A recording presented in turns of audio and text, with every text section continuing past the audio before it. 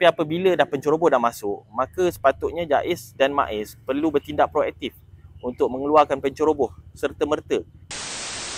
Jadi tanah ni asalnya memang secara asasnya tanah kerajaan negeri, state land, adalah tanah yang mana tidak ada apa-apa rizab. Tetapi apabila 1984, tanah ini telah diberi ataupun diwartakan bawah Seksyen 62/1 dan diberi kepada JAIS dan MAIS sebagai pengawal dan juga penyelenggara bagi tanah ini.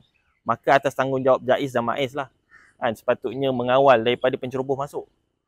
Mungkin boleh buat pagar sendiri. Ini pagar yang didirikan oleh Kuil dan juga Gurdwara. Tapi pagar sendiri, pondok pengawal ataupun binaan yang boleh JAIS dan MAIS buat. Tapi apabila dah penceroboh dah masuk, maka sepatutnya JAIS dan MAIS perlu bertindak proaktif untuk mengeluarkan penceroboh serta-merta. Saya difahamkan bahawa sejak 2012 lagi mereka dirikan binaan ini. Sejak 2000 dan pada tahun 2014 maka binaan ini telah siap dibina. Jadi pada senggang 2 tahun itu, pada masa senggang 2 tahun itu, apa yang JAIS dan MAIS buat? Ataupun apa penduduk-penduduk sini buat? Jadi sepatutnya selepas daripada pengetahuan itu, maka mereka bertindak untuk mengeluarkan penceroboh.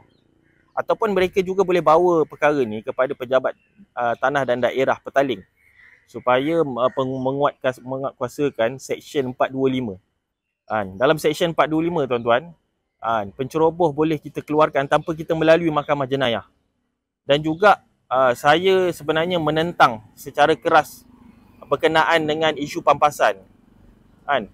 Pampasan tanah je tuan belia, tidak ada pun yang dimention ataupun dinyatakan dalam Seksyen 425 ataupun mana-mana seksyen dalam Kanun Tanah Negara.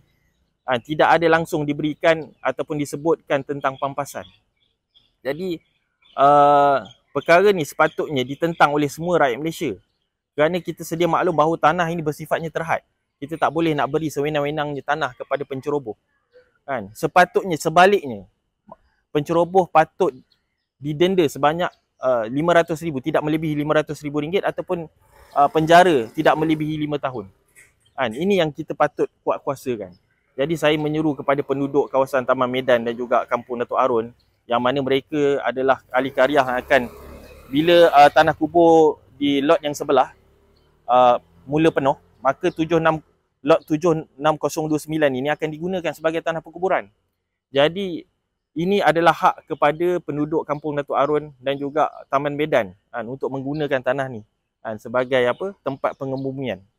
Jadi saya menyerulah kepada penduduk, kepada esko agama, kepada ahli parlimen ADUN supaya bertindak mengikut undang-undang.